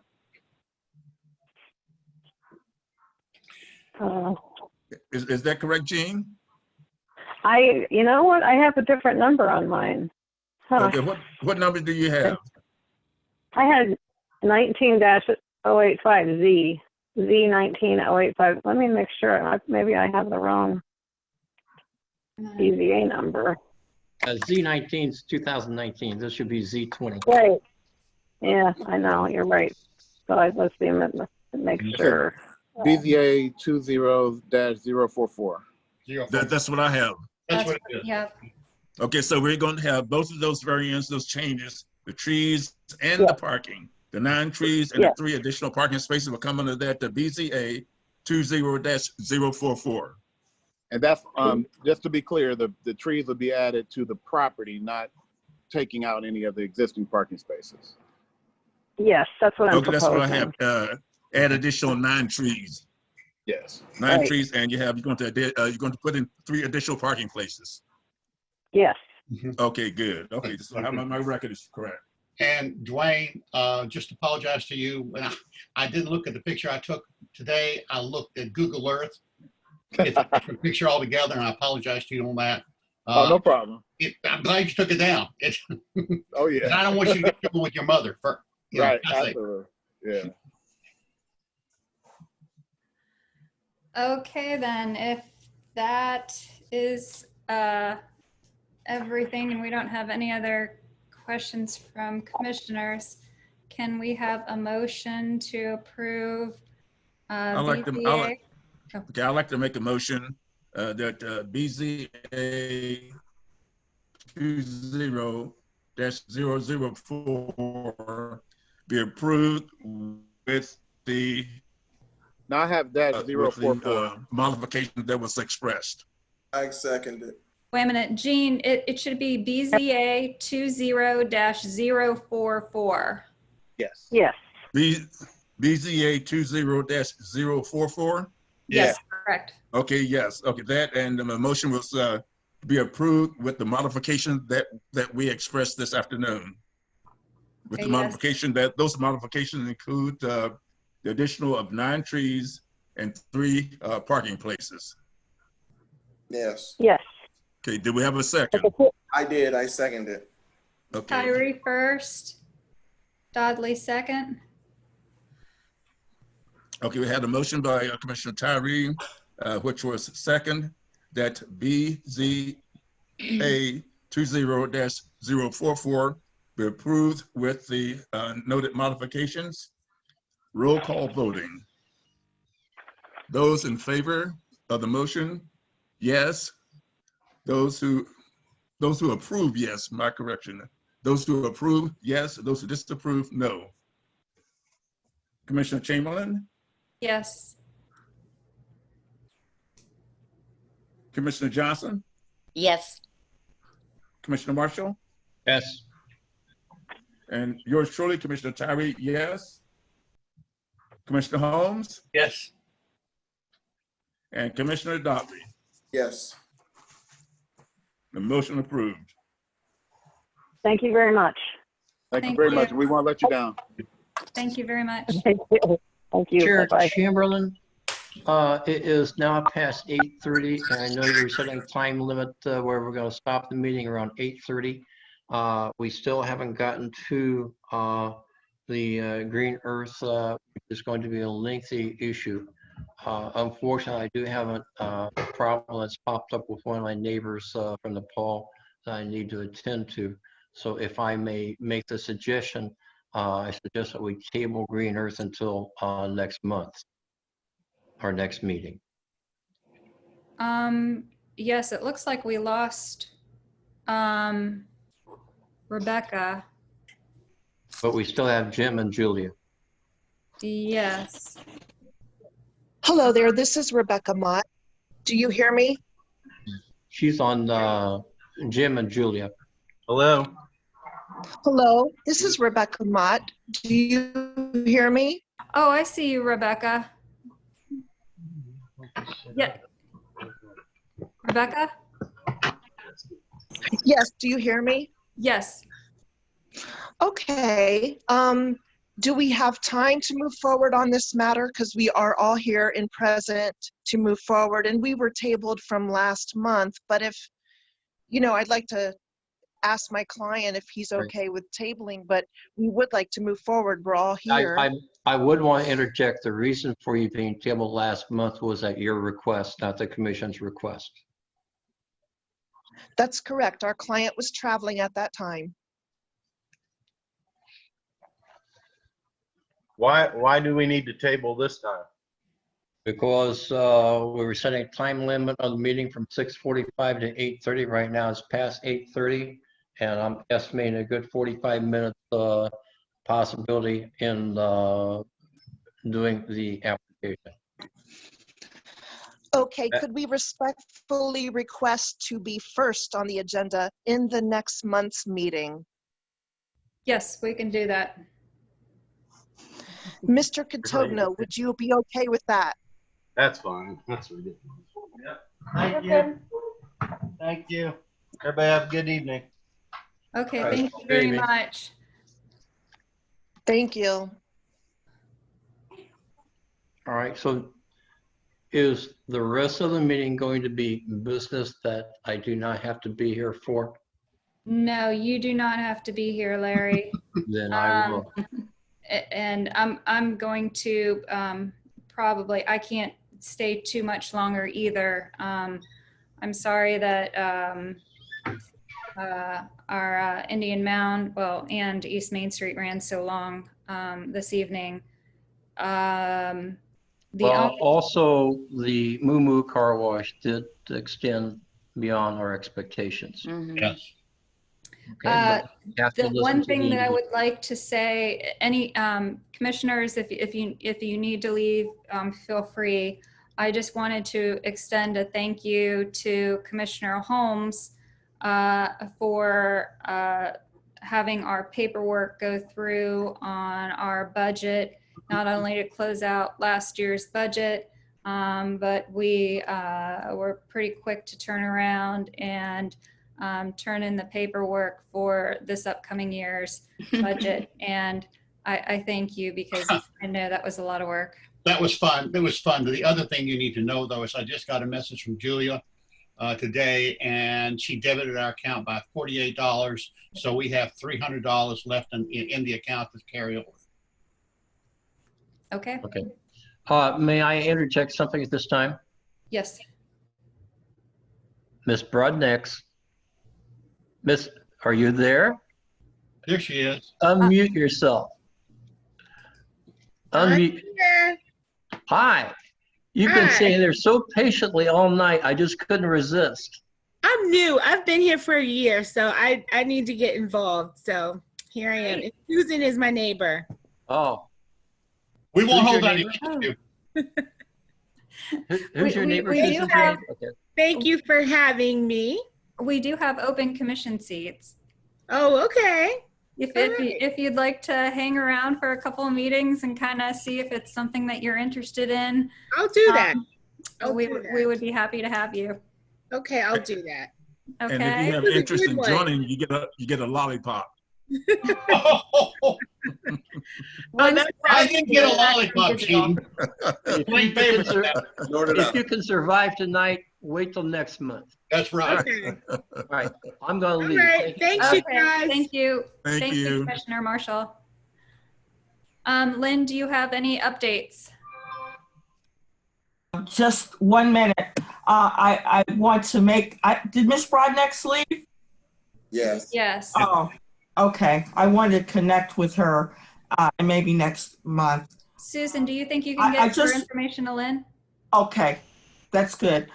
Just wanted you to know that ODOT would like to get Pine Hills a noise wall, but due to COVID, no one is going out doing surveys to get people to sign up for the noise wall. They have money for it, but they don't have the social media. If anyone who lives near there, Pine Hills, and I'm talking to Eugene, if you're in that social media network and can hook into that, I will connect you with ODOT on that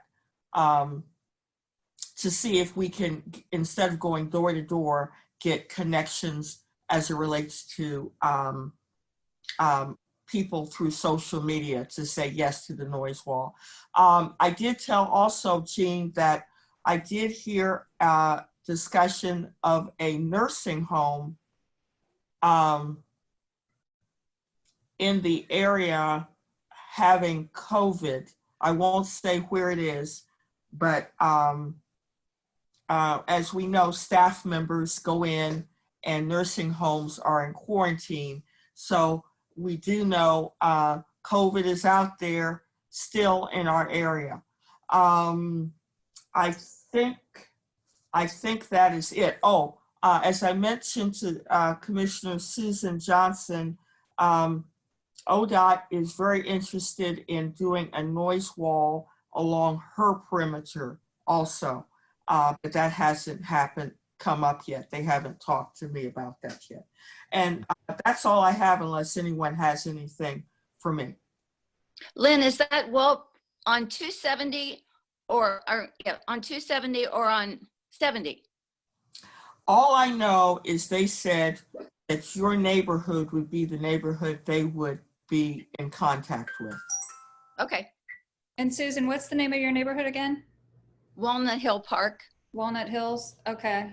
And it's not official because they're trying to work on Pine Hills, but it's something that would be down the line.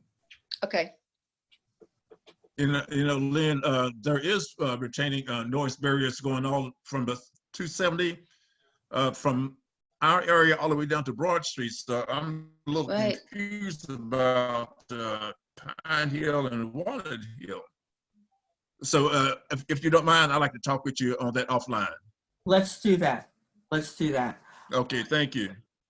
There's a lot going on. These are very trying times. I will try to get you the information as I can. I applaud the Greater East Side newsletter information out to our communities. Thank you so much, Jennifer.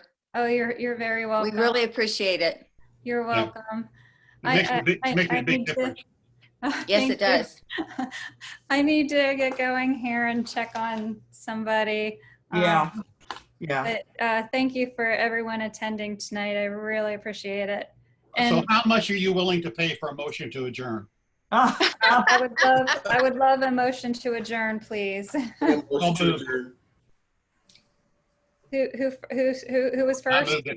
Okay, Holmes first. Can I have a second? I second. Dodley second.